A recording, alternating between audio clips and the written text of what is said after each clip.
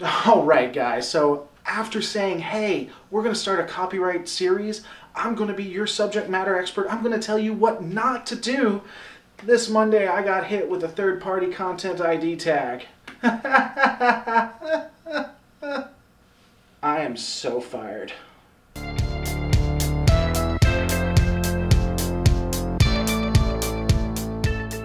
My name is James. I am with the Gaming Heretic channel. Hey, if you like games, if you like walkthroughs, if you like funny skits, if you like zany humor, go ahead and check out my link below. Subscribe if you like, let me know what you think. So today we're going to be talking about third-party content ID. So what is third-party content ID? How does it impact you? Should you be worried about it? Is it an actual strike? We're going to go through all of those questions. So let's go ahead and take a look. What is YouTube's third-party content ID? So that's a great question. When YouTube started becoming popular, they needed a way to verify what content was being uploaded at any point. YouTube started to have issues where every hour they would have 24 hours worth of footage uploaded. No human could possibly look through all of that. You couldn't effectively or efficiently hire enough people to actually go through all that information. So they created a program that would go through, would process, and would verify that the content that you uploaded was yours, or if it matched other people's content. And the way that happened well, originally, YouTube would only give it to specific YouTubers and corporations. Now it's really in the hands of the networks and corporations. And what will occur is they actually upload it onto YouTube, YouTube scans it, and then it goes and it looks for your information. Once it finds your information, a couple of things happen. A lot of people assume that this is a copyright strike in and of itself. Technically, it's not. It's simply identifying that you uploaded content that may not actually belong to you, whether it be music or it be some kind of visual effect. What will occur is one of three things. It'll either mute the audio, it'll let you know, hey, you got content, but you can't monetize it because it belongs to somebody else, or it'll say, hey, we're going to monetize that content on behalf of the other person. We're going to give them the money off of your video. This isn't necessarily a bad thing. It protects content. If you're going to upload a video of Free Willy, if you're going to upload Titanic, then definitely the people who created that content, the corporations, organizations who did it, they should definitely get the money. There is nothing wrong with that. In fact, I don't even have an issue when you actually upload content, if some of it belongs to somebody else, that you should get that warning and that it should shut it down until a human takes a look at it. And that's where the problem is.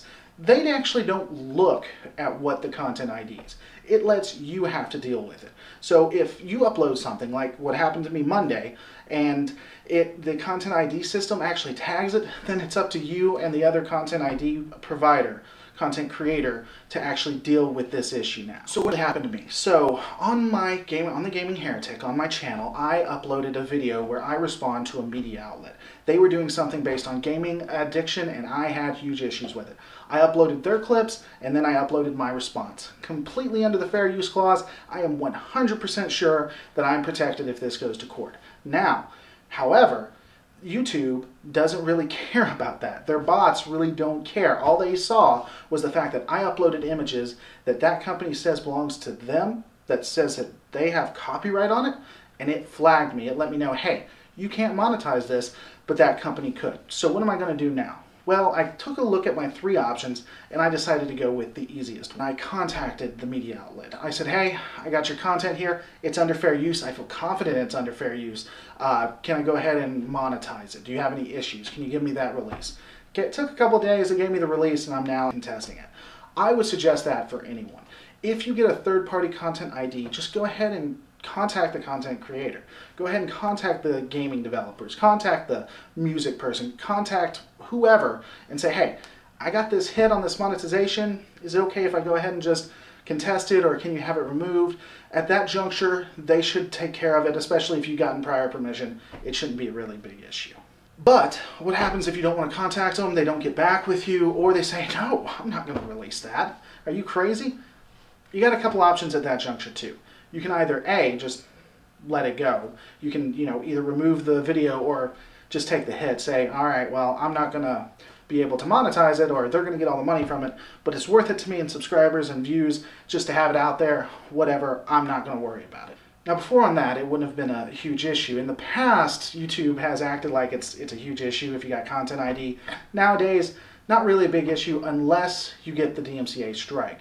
And DMCA strikes can kill channels. Now, in theory, you could take it to court and you said, hey, they released it or they didn't have an issue with it beforehand. Why should they now? You have a better chance of winning in court, but a lot of people don't have the time or the money. So I know of a lot of YouTubers who are just like, nah, I'll just go ahead and remove it, or they just don't use other content. One of the famous people that I really like watching, Alpha Omega Sin, doesn't use clips. Now, I don't know if he doesn't do it because he doesn't want to worry about third-party content ID or not, but he never has to worry about it because all of his stuff is original. He doesn't upload anything else. If you want a good example of how to do vlogs or how to talk on something and not worry about third-party content ID, definitely take a look. Though he's not suitable for work, so do not turn on the speakers if you're at work and listening.